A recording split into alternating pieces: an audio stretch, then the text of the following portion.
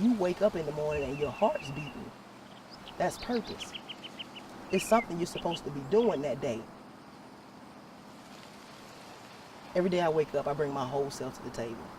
There's never a day where I can leave my blackness, my queerness, my transness at home because somebody doesn't agree with it or they don't understand it.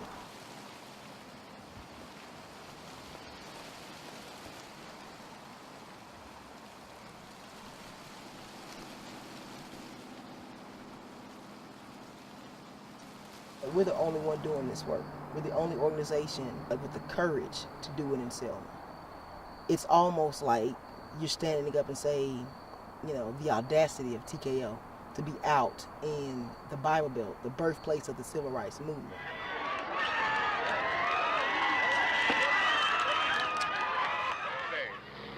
This is certainly the high moment and the high point in the struggle in Alabama. Black and white together.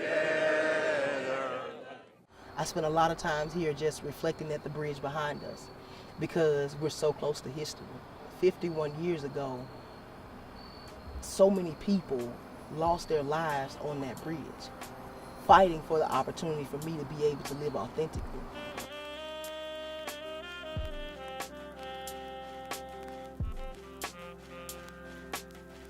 "1965 was a turbulent time in the civil rights movement, punctuated on March 7th when a group of peaceful protesters were brutally attacked as they attempted a march from Selma to Montgomery, stopped at the Edmund Pettus Bridge.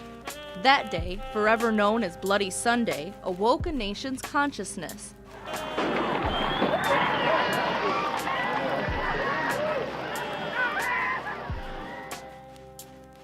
When I'm having bad days or I just need to get my energy together, I come to this space because I feel like our ancestors are still here.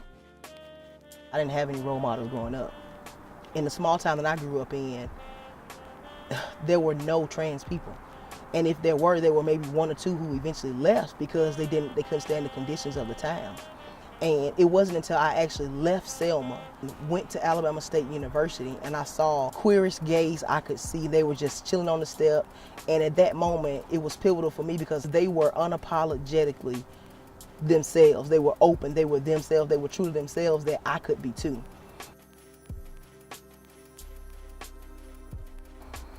I've run from Selma because I felt like it was so far behind time for so many years. But I had to understand that I'm here in Selma because this is what my purpose is. Because I know for a fact I had not one role model.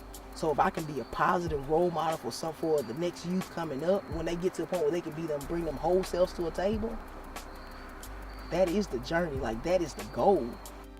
We want Selma to be a more accepting place for LGBTQ people because, you know, there are people who don't want to leave Selma because this is their home. And you shouldn't have to. You should be able to grow up where you are and be accepted for who you are. It's bigger than you making it. I want to have somebody that can say, we made it out of Selma. We were able to leave and come back. Look what we were able to help establish, not me, not you, but us. Honestly, what we've been doing for the last 3 or 4 years is essentially paying for everything out of pocket. TJFP has been amazing. It was because of your contribution that we were able to pull off this Transgender Fellowship and Advocacy Conference. It was because of that grant that we received that we were able to become a registered nonprofit. It's because of that grant that we were able to apply for our 501c3 status, and all that's going to help us take the next steps to build. But had we not had anybody to come in and invest in us and believe in the work that we were doing, we wouldn't have had that opportunity. For me, trans justice means you don't have to conform to society's norms.